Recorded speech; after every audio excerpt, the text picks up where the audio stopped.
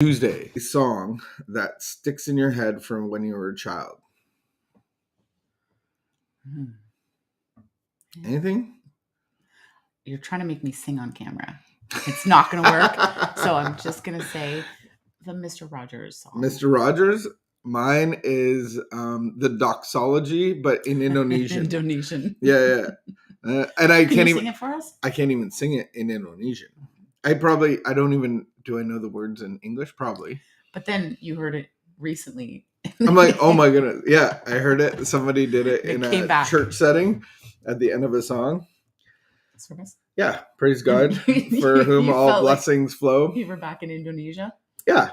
And I didn't know it was a song. Like, what's a song that reminds you of childhood? And do you think in Indonesia they sing happy birthday? I know they don't in South America. What are they saying? Oh my goodness. South Africa. Because Trevor Noah has a big bit about it. Happy birthday. He's like, that is the most depressing song ever. Happy birthday to you. It's like a funeral march. Happy birthday to you. Happy birthday to you. The worst song ever. It is the worst song. And we slaughter it. Like, as a family, we do it on purpose. You make it even worse. I know. But just go faster. Just go faster. Happy birthday to you. Yeah. Just go faster. It's because people are going too slow. Praise God from whom all blessings flow. Talk about a slow song. Mm-hmm. But yeah, I grew up with that in Indonesia. I can't sing it in Indonesian, but I heard that after every service. And then you know what they did in Indonesia after the service?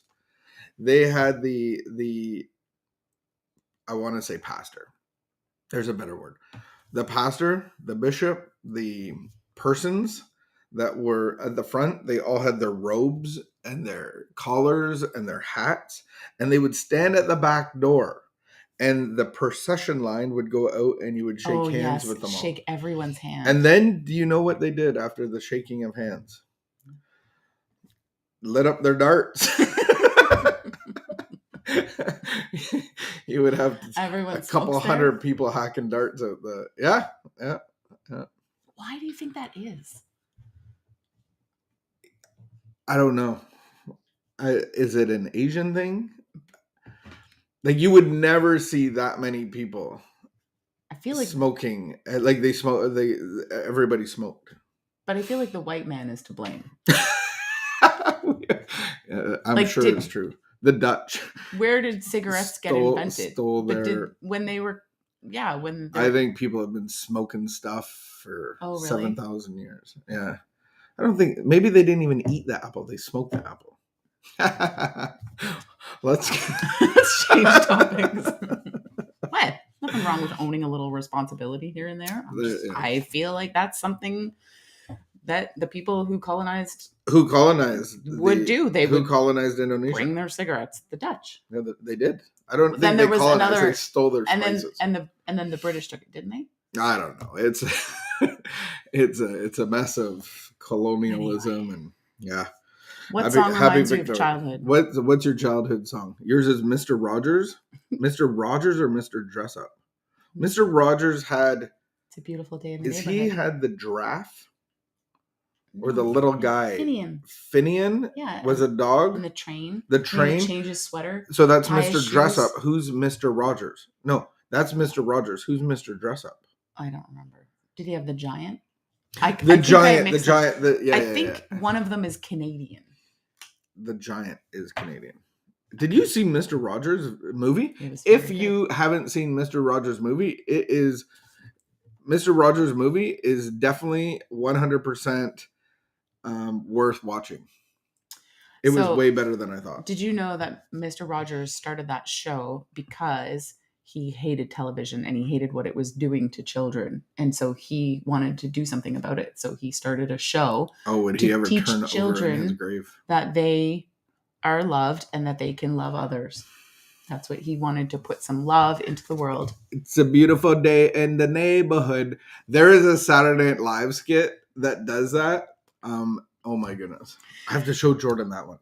Sometimes I show my adult son the past historical things that would come up in daily conversation almost. Like there are skits that he needs to know. We and just so I brought him to see the original Top Gun the other week. The original OG Top Gun. He'd never seen it because we're not good parents. And I asked him, was that a good movie? And he's like, it's decent enough. I'm taking him to see a new one. Because I don't go to theaters anymore. You don't go to theaters? Can you record it on your phone? No, I'm not going to do that. Yeah, do it. You can come with us. You're invited. I don't know if I will. I got the COVID in the movie theater. You don't know that you had the COVID because nobody was testing. No, I felt it. I felt it hit my throat. I don't want to fight on camera. So if you could... People shared air, man. Okay, I share lots of air. Okay, here we go. May the 31st. May the 31st. It's May the 31st. The phrase... Read 2 in a row. I should read 2 in a row. You're gonna. Oh, I'm gonna. The phrase to create a chaos... To create a to create... Do you need your glasses? No. To create a crisis, not a chaos. To create a crisis. To make the alcoholic come to his senses. Is often misunderstood and wrongly applied. Oh, yeah. I've had experience with that on the other end of the alcoholic end. It does not mean that we should interfere with the drinker's activities or plan pitfalls for him or do anything that is punishment for the desperate sickness of alcoholism. Such actions cannot be excused on that ground. It's for their own good. God did not give us the right to decide what is for anyone else's own good. We would need his own divine insight to know what drives the alcoholic to their frantic escape from reality. Today's reminder. What do you think it is? Don't create chaos for others. Don't create chaos. No one needs to create a crisis for the alcoholic. They create enough of their own. They got their own. They are heading toward the ultimate crisis every time alcohol takes control of them. Our role is to allow the inevitable consequences to overtake the unhappy drinker, as they surely will if we keep ourselves from doing anything to prevent it. The trouble that finally faces the alcoholic will be of their own making. Quote of the day: scheming to outwit the addicted person is doomed to failure. Let's examine our own motives to be sure we're not playing self-defeating games. We will have to dig deep for this kind of honesty, but it's well worth it. There is no person that quoted that. It's just a quote.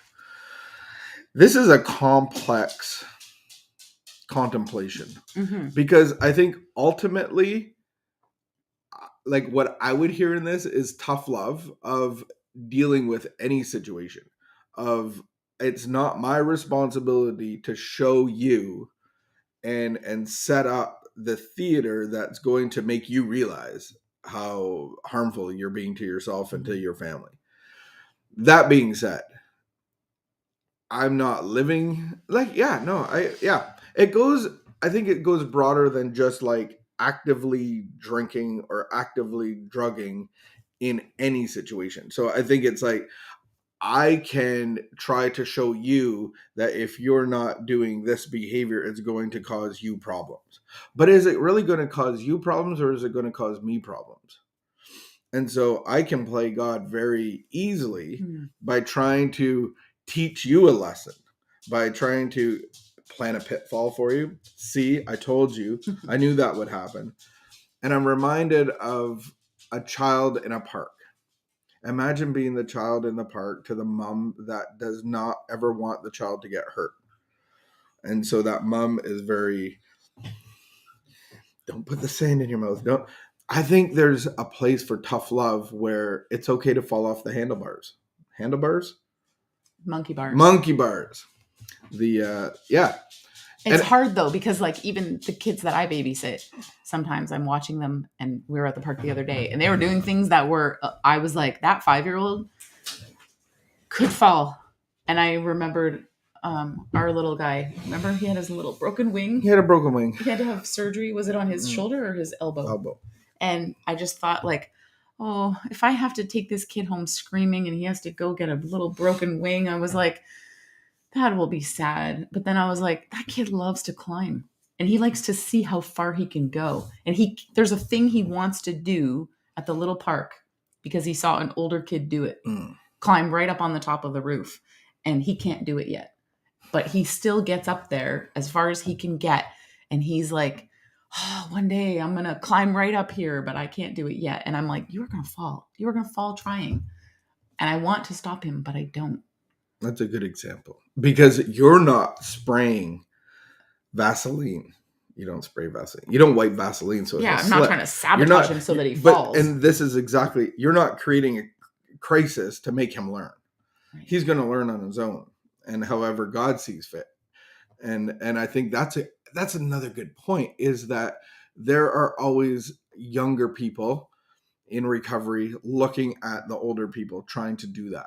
So if I have a person who's addicted or an alcoholic in my life and I'm in relationship with them, does my love look like being present, watching them at the park, watching them and knowing like they could fall and break their arm or they're going to fall. Mm-hmm. Like what they're doing is very risky, but it's not my job to stop them. Mm-hmm.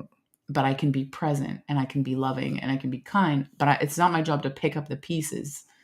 I mean, it doesn't mean don't be there when they break their arm. Like maybe I'll drive them to the hospital. Maybe I will. Drive them to maybe detox. I'll wait. Maybe I'll drive someone to detox. You know, I can do those sorts of things, but am I going to bail them out of jail? Am I going to pay all their fines? Am I going to give them money when they run out of money for groceries or alcohol? Tough love is tough.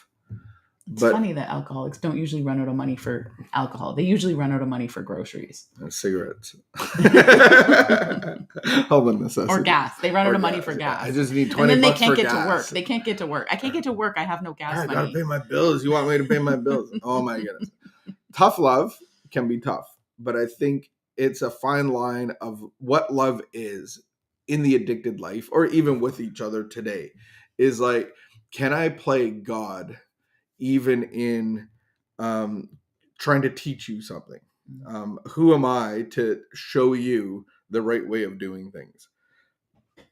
I like this saying, we would need their own divine insight to know what drives. So my job is to connect to God. Your job is to connect to God. Yeah. And then if you're not connected to God and you want to be connected to God, I have a program of action that will allow you to be connected to God. That's my job, to stay close to God and do his will. And so when you reach out your hand, I have LifeLab for you. I have the 12 steps for you. I have the process that we're familiar with. Whew! Tough love, childhood songs. We will see you tomorrow. Keep the peace, be of good behavior, and continue to wash your hands. Every once in a while, I feel like I should let people know that keep the peace and be of good behavior is something that a judge will say to you if you ever appear in court. So if you're not familiar with that saying, that's where that comes from. If they release you from court. If they release you from court. If they don't release you, you won't hear that. Have a great day. Bye.